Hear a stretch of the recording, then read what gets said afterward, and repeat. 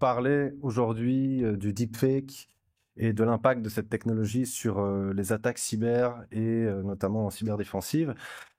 Je vais également vous illustrer cet impact avec 3 exemples d'incidents qui ont impliqué le cyber. Tout d'abord, qui ont impliqué le deepfake, pardon. Tout d'abord, le deepfake n'est pas quelque chose de nouveau.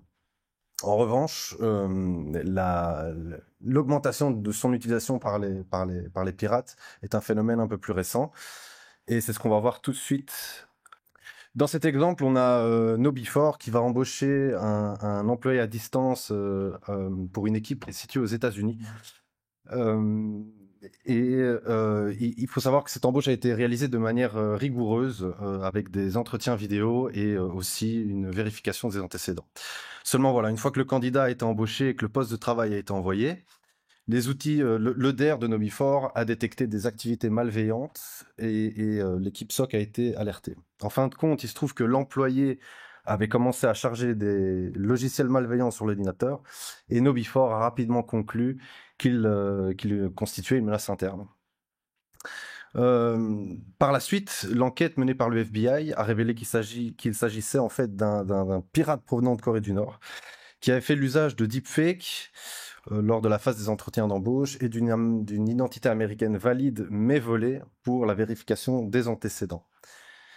Je vais tout de suite passer au deuxième exemple qui concerne cette fois-ci un employé du département finance de l'entreprise britannique Arup qui reçoit un email de ce qu'il croyait être son directeur financier. Donc cet email l'invite à participer à un appel vidéo et également à effectuer une transaction bancaire confidentielle. Il faut d'abord savoir qu'il y a eu une suspicion de phishing de la part de l'employé due à cette demande de transaction bancaire confidentielle. Ces soupçons vont être vite effacés à la suite de la présence visuelle et vocale de ses collègues lors de l'appel vidéo qui ont été imités parfaitement grâce au deepfake. Et donc l'employé a fini par effectuer plusieurs transactions bancaires pour une valeur totale de 25 millions de dollars. Il faut noter ici, ce qui est intéressant de noter, c'est que les pirates se sont préparés longtemps en avance. Ils ont collecté des vidéos des employés sur YouTube et ce sont ces données qui ont servi à créer les deepfakes. Dernier cas, incident deepfake qui implique Ferrari. Celui-ci se termine un petit peu mieux que les deux précédents. C'est un responsable de l'entreprise Ferrari qui reçoit des messages WhatsApp de la part de son PDG Benedetto Vicna, lui annonçant une prétendue reprise. Important de noter ici que ces messages provenaient d'un numéro masqué.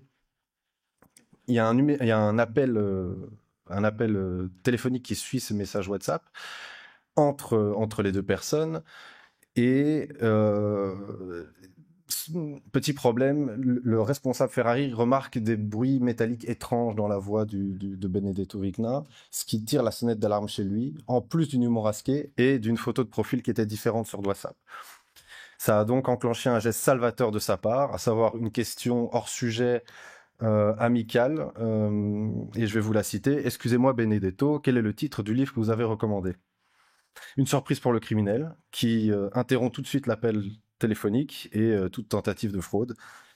Cet épisode est vraiment intéressant, d'une part parce qu'on remarque que les techniques utilisées par les pirates ne sont pas toujours parfaites, elles peuvent être encore parfois décelées avec un petit peu d'attention. Et deuxièmement, ici une stratégie de défense simple a réussi à déjouer la tentative de fraude qui aurait pu faire au final pas mal de dégâts. Finalement, tous ces incidents nous permettent de dire que le deepfake n'est pas qu'une tendance. Il est présent partout, dans différents domaines.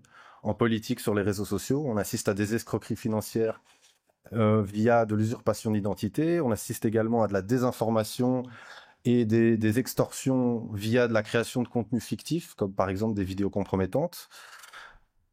Ce n'est qu'un début. C'est un nouvel outil qui est accessible de plus en plus au grand public, à moindre coût, parfois de manière totalement gratuite. Donc c'est une menace qui ne va faire qu'augmenter.